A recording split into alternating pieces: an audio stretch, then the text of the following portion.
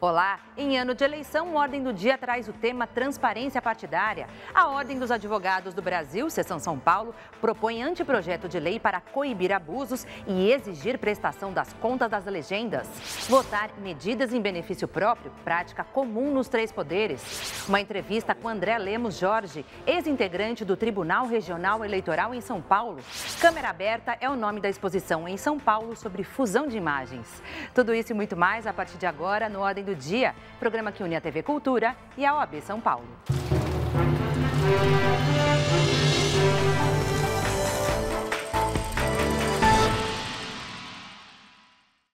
Quanto custa fazer política no Brasil? Essa pergunta está sempre no imaginário do eleitor, que tem todo o direito de saber como os políticos e os partidos gastam o dinheiro do contribuinte. A OAB de São Paulo elaborou um anteprojeto de lei justamente para exigir mais transparência no uso dos recursos destinados a legendas e campanhas. Começou com 10 amigos. Pouco mais de um ano depois, o movimento Transparência Partidária tem 70 mil apoiadores. Reunindo profissionais liberais, o grupo luta para renovar a direção das siglas e melhorar a prestação de contas, em alguns casos ainda feitas à mão. Quando nós criamos um movimento, nós podemos falar com todos os partidos ao mesmo tempo e transmitir aos partidos o sentimento da sociedade de que é necessário renovação e oxigenação de todos os partidos. A luta por transparência nas contas faz sentido. Esse tipo de informação não aparece na página principal do site de nenhuma das maiores siglas do país. A lei dos partidos políticos determina que as siglas tenham escrituração contábil das receitas e despesas e que prestem contas todos os anos à Justiça Eleitoral. Quem não fizer isso terá os repasses do fundo partidário suspensos até a regularização. Já o partido que tiver as contas reprovadas terá que devolver o valor apontado como irregular, com multa, mas poderá participar normalmente das eleições. É muito comum você ter as contas aprovadas formalmente pela Justiça Eleitoral e, no entanto, os recursos são de origem oculta ou de origem não contabilizada, uma série de problemas que ocorrem porque a Justiça Eleitoral, embora tenha competência, não tenha esse viés de examinar o mérito das contas. Os partidos políticos são canais de representação dos segmentos da sociedade. Também fazem a intermediação entre o povo e o poder. Pensando nisso e no fato das siglas receberem dinheiro público, a OAB de São Paulo discute formas de aperfeiçoar a vida partidária.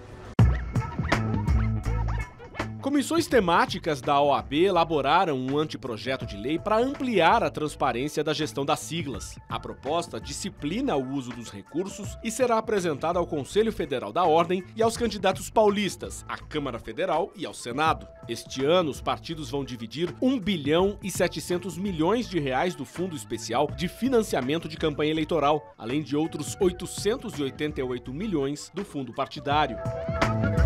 Qual é o objetivo do financiamento de campanha? É você eleger representantes da população que vão exercer importantes funções, que é justamente de legislar e de fiscalizar os atos do Poder Executivo. Portanto, quando esse financiamento tem origem obscura ou origem duvidosa ou origem ilícita, acaba desvirtuando a representatividade da população junto aos poderes legislativo e executivo.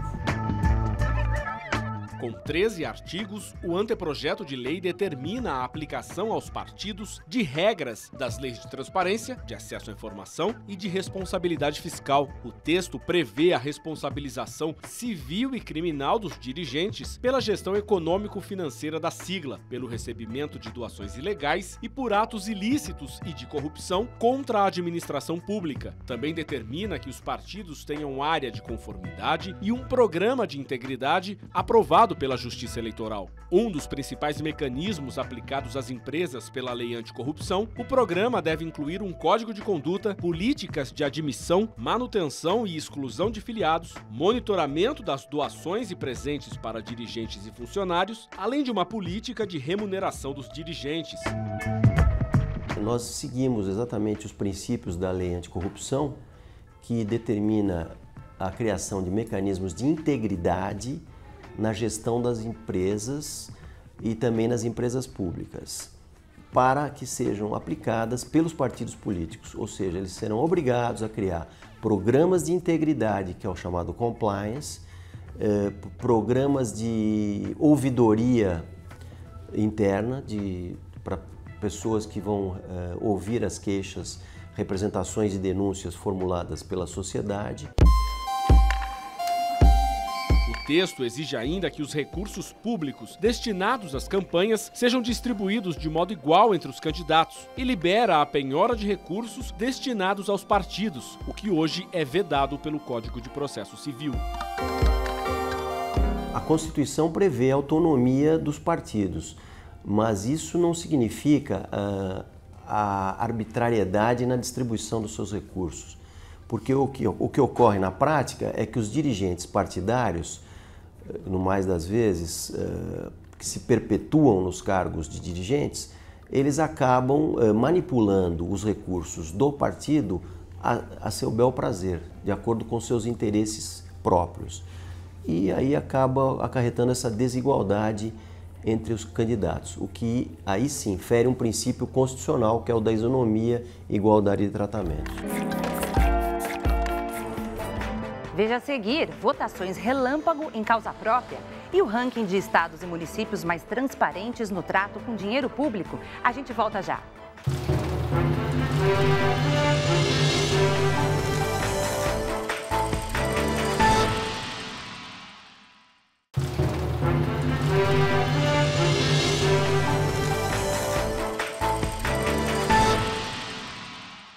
Medidas aprovadas na calada da noite surpreendem o cidadão porque costumam representar aumento de gasto. Sem cerimônias, muitos aproveitam para legislar em causa própria. Por esse motivo, é muito importante acompanhar o Ranking Nacional da Transparência, observação que ajuda a deixar tudo em ordem.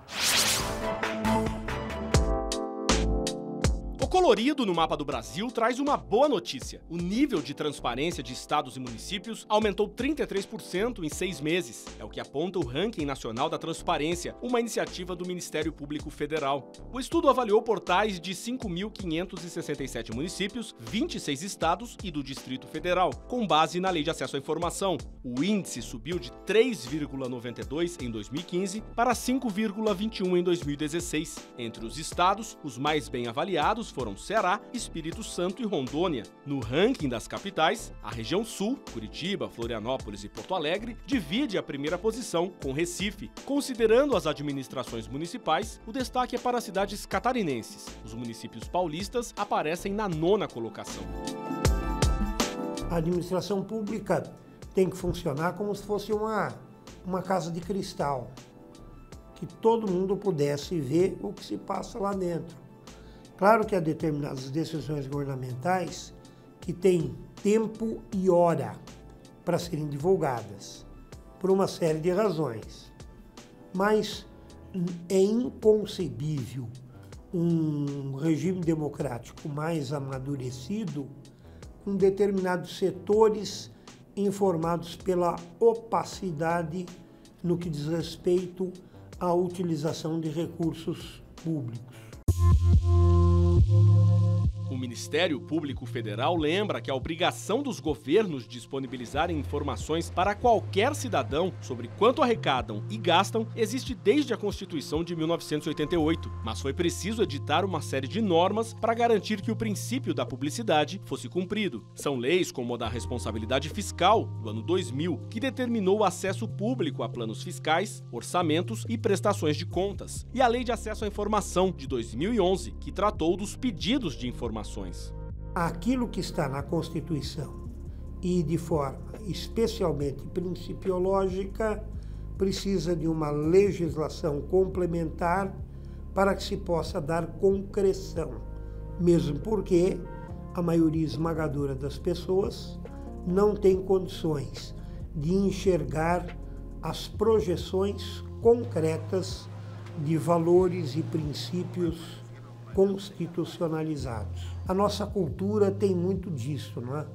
Aquilo que não está muito bem explicadinho nos seus mínimos detalhes, não vale. Então, o que mais vale é a portaria, o aviso, a instrução, o decreto, a lei, a Constituição, de vez em quando.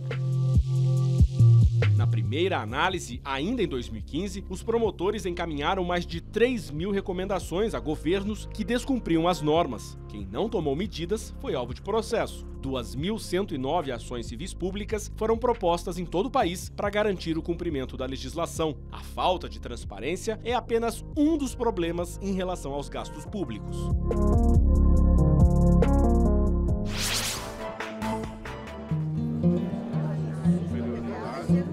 Foi como um presente de Natal para os 55 vereadores paulistanos. A Câmara Municipal de São Paulo aprovou na última sessão do ano, em 19 de dezembro, já perto da meia-noite, o pagamento do 13º salário aos parlamentares. Para garantir o benefício, vereadores resgataram um projeto de lei antigo, depois que o Supremo Tribunal Federal entendeu que o benefício é constitucional. Mesmo seguindo os trâmites legais, a aprovação pegou eleitores de surpresa. A emenda sobre o 13º salário foi colocada de repente em votação e aprovada em poucos minutos, quase sem discussão. Apenas 4 vereadores foram contrários. A Câmara se limitou a informar que a decisão seguia a determinação do STF. O 13º representa R$1 milhão a mais na folha de pagamento. Cada vereador paulistano ganha cerca de 19 mil por mês.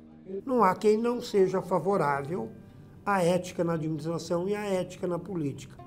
Mas na hora de fazermos as projeções concretas dessa exigência de ética no sentido geral, as divergências são as maiores possíveis e imagináveis. Porque o que é moral para uma pessoa não é moral para outra. Então há uma insegurança muito grande quando nós falamos apenas em princípios, não é? Então há necessidade de uma legislação, mesmo porque muitas vezes não há bons entendedores para os quais meia palavra basta. Também numa votação relâmpago, o Tribunal de Justiça do Rio Grande do Norte aprovou o pagamento retroativo a juízes e desembargadores da licença-prêmio dos últimos 22 anos. O Conselho Nacional de Justiça abriu um procedimento para apurar o caso. Diante da repercussão negativa, inclusive com protestos da OAB e de outras entidades da sociedade civil, o tribunal decidiu suspender os pagamentos e informou que vai pedir novos estudos. Para alguns magistrados, o valor chegaria a R$365 mil. O dinheiro seria dado, inclusive, a aposentados e familiares de juízes que morreram. No Rio Grande do Norte, 80% da população ganham até R$ 1.663 por mês. A transparência tem que ser total, né? Tudo tem que ser objeto de uma prévia e ampla discussão. É preciso que vários mecanismos democráticos contribuam para essa transparência da administração. Quando não promovida pelos próprios agentes públicos, essa transparência é promovida pelos órgãos de comunicação social.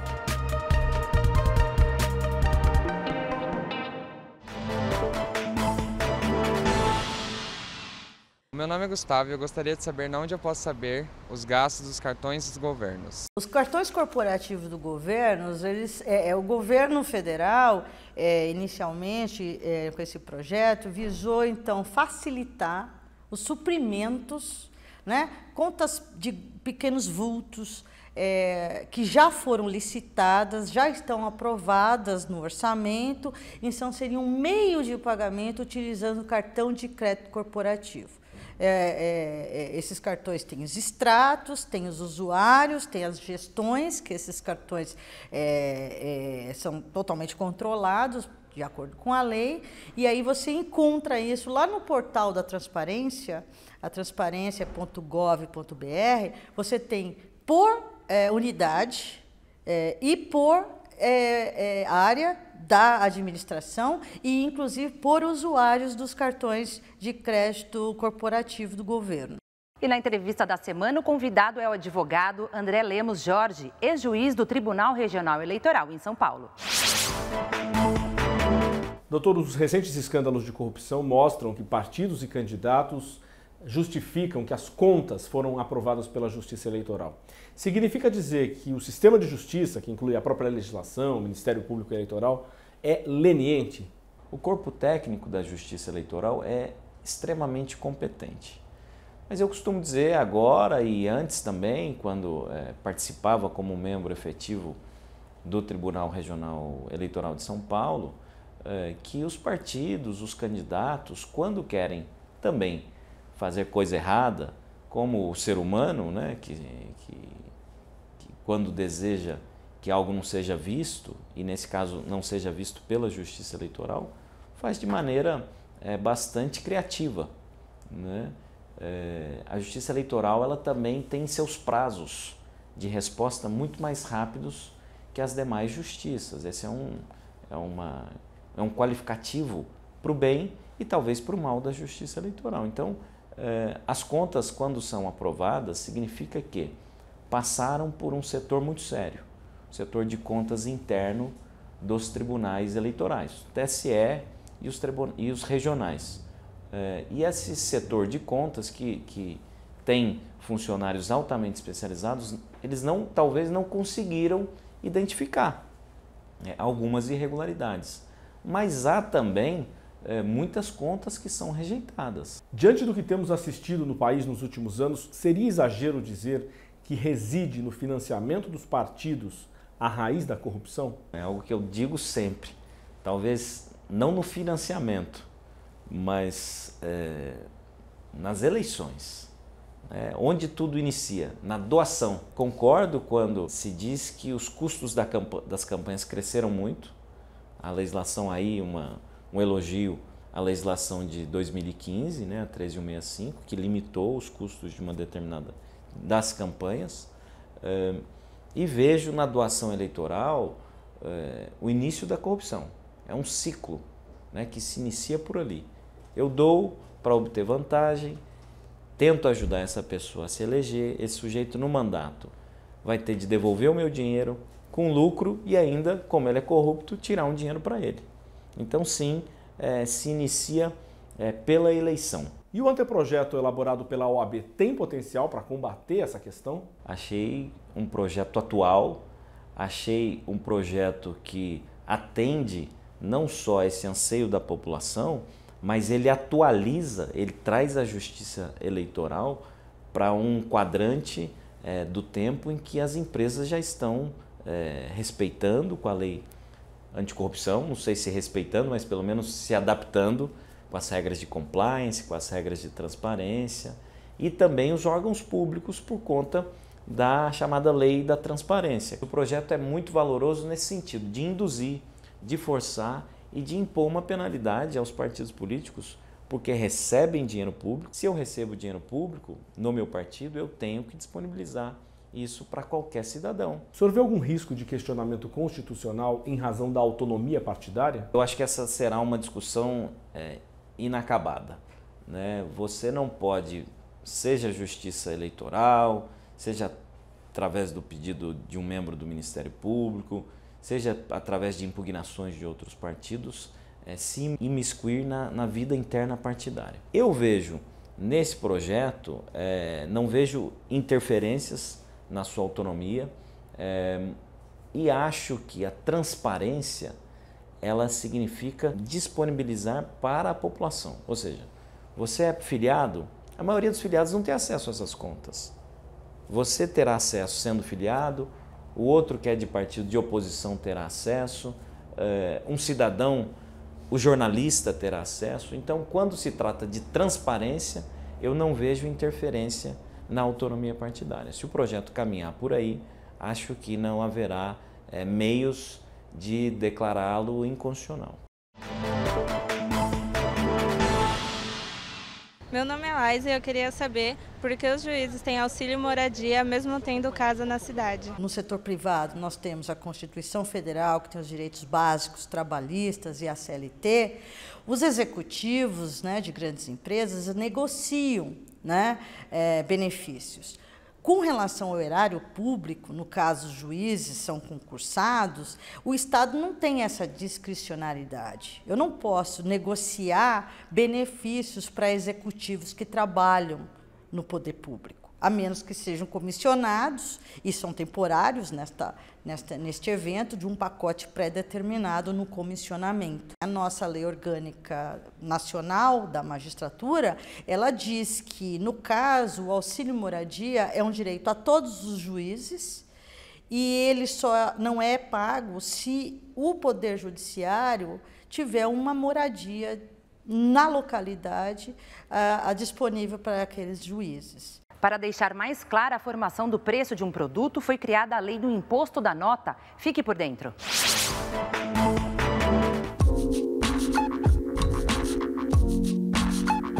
No cafezinho, no pão do lanche da tarde, na gasolina e no álcool, tudo que você consome tem imposto embutido no preço. Está muito caro o tributo. Os impostos são a principal fonte de financiamento dos serviços públicos e podem incidir sobre o patrimônio, o rendimento e o consumo. São mais de 90 tipos. Eu acho justo o imposto, mas não tão alto e sobre todos os processos. Eu acho que deveria ter um imposto geral. No Brasil, a tributação sobre o consumo é a que mais pesa e pode representar mais de 80% do preço de um produto. Entre os campeões no ranking da tributação estão bebidas alcoólicas, cigarro, perfume importado e videogames.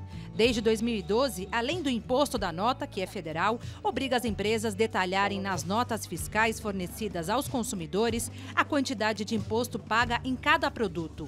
O estabelecimento que não fizer isso está sujeito a uma multa de até 6 milhões de reais.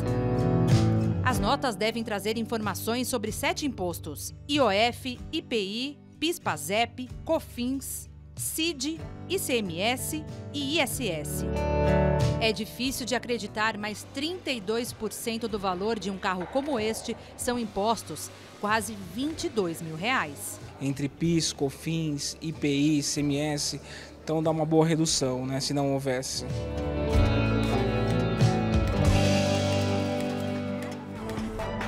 Veja em instantes, sobreposição de fotografias mostra como foi a construção de um instituto cultural na Avenida Paulista. Veja daqui a pouco no Espaço 10.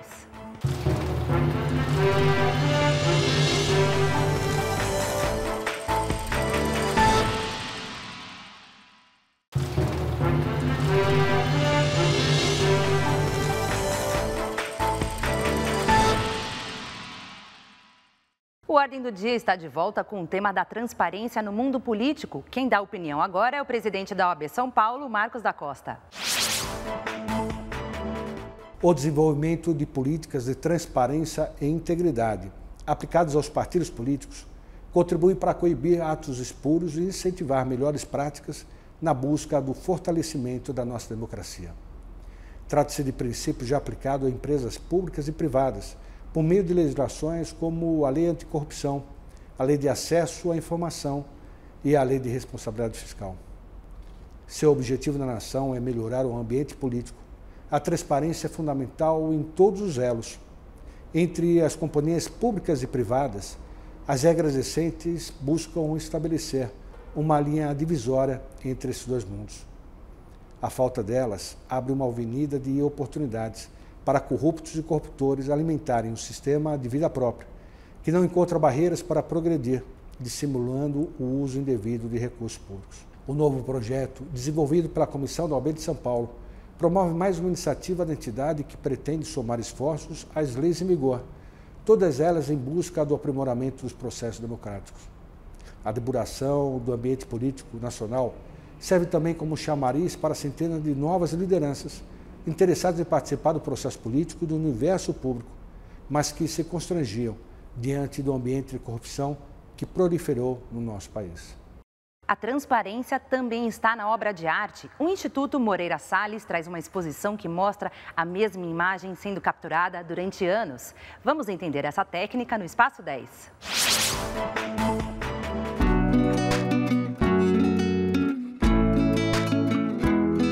Uma espécie de Big Brother em plena Avenida Paulista. Em foco, a construção da nova sede do Instituto Moreira Salles, um prédio de arquitetura contemporânea. Para o projeto Câmera Aberta, o artista alemão Michael Wesely instalou 6 câmeras nas fachadas de edifícios vizinhos à obra do Instituto.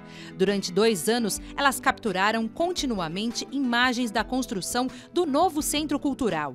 A captação seguiu uma técnica desenvolvida pelo artista que permite expor um mesmo negativo ao longo de muitos anos, numa única foto. You see some things and you even might see a bit of the building, but it is definitely way more, I consider this to everybody to get close to the work, to the photograph, because the closer you get, the more details will reveal what happened in these 2 years on that spot. As imagens do projeto e uma das câmeras usadas no trabalho podem ser vistas no estúdio que fica no último andar do Instituto. A grande questão dessas imagens é o jogo do que você vê e do que você não vê nela, do que você consegue identificar e do que você consegue representar em função do tempo de exposição daqueles elementos na foto. Então, todos os elementos da foto que são muito rígidos e que ficam parados por um longo tempo aparecem definidos. Os elementos que são passageiros ou que são substituídos aparecem em graus diferentes de transparência. Com a sua técnica, o artista alemão subverte o conceito da fotografia como registro de um momento único. Isso era uma coisa muito interessante para mostrar a arquitetura, porque a arquitetura é justamente a construção e as cidades têm um tempo distendido, né? Em geral, você não percebe as transformações urbanas num instante só. Você precisa olhar para a cidade num outro tempo, né? Com um distanciamento maior e com uma outra amplitude de tempo. A exposição Câmera Aberta pode ser vista até 31 de dezembro, de terça a domingo. A entrada é grátis.